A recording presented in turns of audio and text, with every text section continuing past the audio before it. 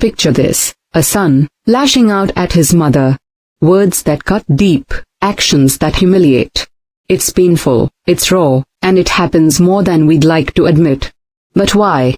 Why would the son turn against the woman who gave him life? The answer lies in the mind, deep in the shadows of the psyche, where the brilliant psychologist Carl Jung found the bitter truth.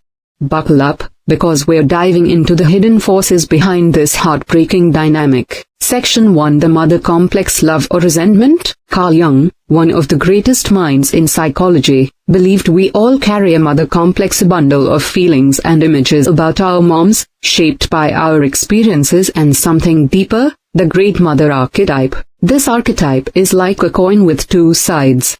One side is nurturing, loving, the source of life. The other? Overwhelming, controlling, even suffocating. When a son feels trapped, maybe his mom's too controlling, too clingy, or even too distant, he builds resentment. That resentment festers in his unconscious, and instead of talking it out, he lashes out. Humiliating his mother becomes a twisted way to push her away, to say, "I don't need you." But here's the kicker, it's not just about her. It's about him. Section 2: The Struggle to Break Free. Jung called the journey to become your true self individuation. For a son, that means stepping out of his mother's shadow to become his own man. Sounds empowering, right? But it's messy. If a mother's influence feels like a cage, whether she's overprotective or emotionally unavailable, a son might fight back with words or actions that hurt. Humiliation becomes his weapon to say, "I'm not yours to control." But here's the bitter truth, humiliating his mother doesn't set him free. It traps him further, because he's not facing the real problem, his own inner conflict. Section 3: The Shadow, the Dark Side Within. Jung taught us about the shadow, the hidden, darker parts of ourselves we don't want to face. Anger, shame, insecurity. They live there.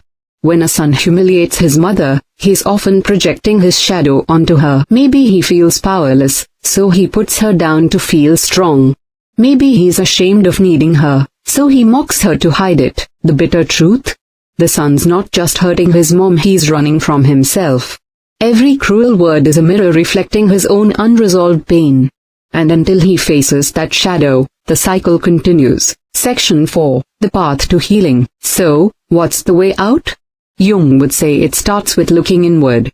The son needs to face his shadow, to ask, why am I so angry? What am I afraid of? Therapy, journaling, or even honest conversations can help. It's about owning his feelings instead of dumping them on his mom. And for the mother? Setting boundaries, letting go, and understanding her son's struggle can pave the way for healing. When a son does this work, he doesn't just heal his relationship with his mother, he becomes a stronger, truer version of himself. That's the power of Jung's wisdom, the bitter but hopeful truth. The bitter truth is this: a son humiliates his mother not because of who she is, but because of the battle raging inside him. It's a cry for freedom, a misdirected plea to be his own man. But here's the hope: by facing his inner demons, he can break the cycle, rebuild the bond, and step into his true self.